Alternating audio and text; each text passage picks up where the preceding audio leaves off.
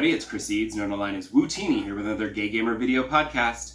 I saw a couple movies this week. The first movie I saw was The Invitation. Unfortunately, the trailer, if you have any interest in this movie, don't watch that trailer because the trailer gives away like 95% of the plot of the movie. So that's annoying. But to my surprise, even though the trailer basically gives away the entire film, there's still a couple surprises, but it's still a very entertaining watch. The lead character is spunky and fun, and the main villain is super seductive and hot.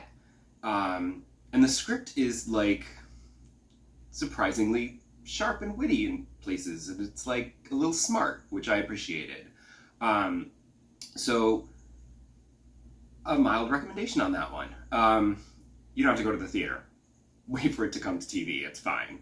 The problem is that the ending fell a little flat for me. I felt like it should have been bigger and more climactic. It felt really kind of abrupt. The other thing I noticed is that there's a scene where they're cutting around some nudity, and there's like they seem to be cutting around some violence, and so I'm wondering if this was an R-rated movie that the studio got nervous about and said, we need more money, so let's just make it a PG-13 and widen the audience.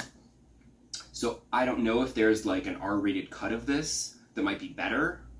I don't know how that would improve the ending, unless there's some violence that they left out of the ending to get the PG-13 rating, in which case some more violence in the ending might have actually improved it. I don't know. The other movie that I saw was 3,000 Years of Longing, which I quite liked, actually. It's visually stunning. Like, the stories that the Jin tells about his adventures in the mythical past, like all the mythical beasts and the magic and the creature, and it's just stunning. So it was great. The central relationship between, Idris Elba and Tilda Swinton are fantastic. They're both really great. But the relationship, it felt more intellectual than romantic to me. Like, it wasn't passionate love. It was intellectual love, which is fine, and she's happy, so good for her. You go, girl. So I recommend that one. It would be nice on a big screen, but I guess you can wait for TV if you want. As for games, I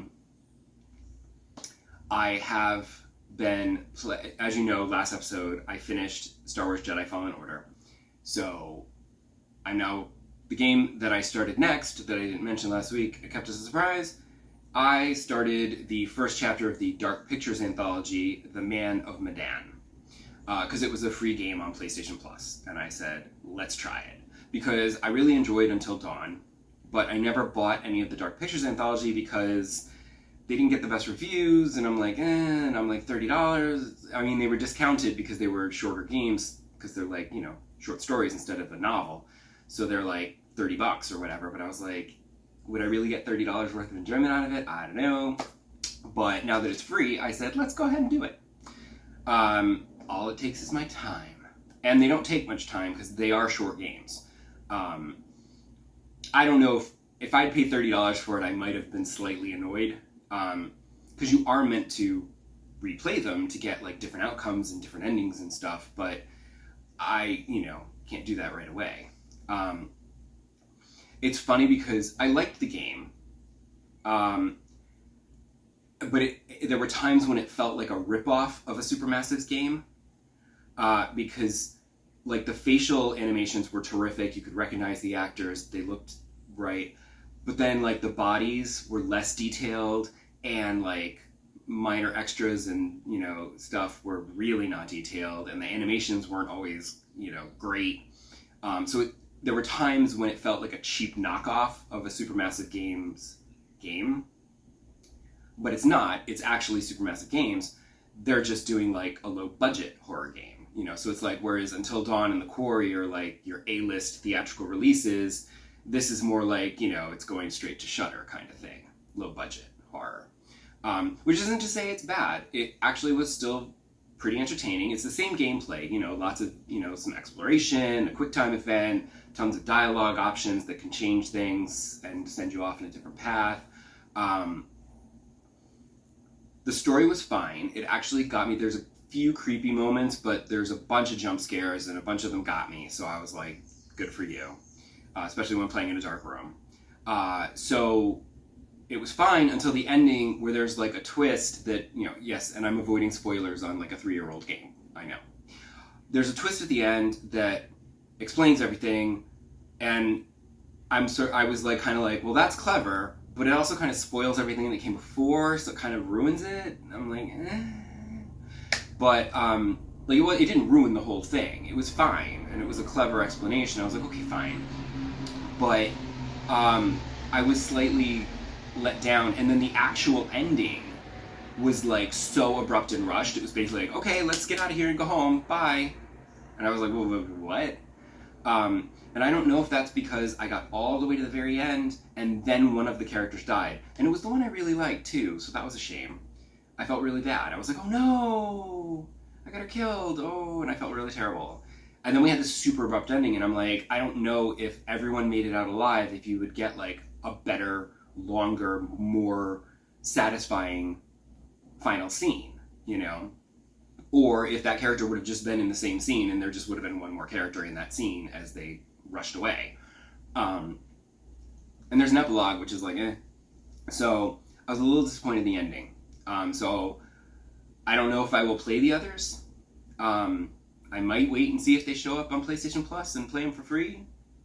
I have plenty of other games in my library that I still haven't played.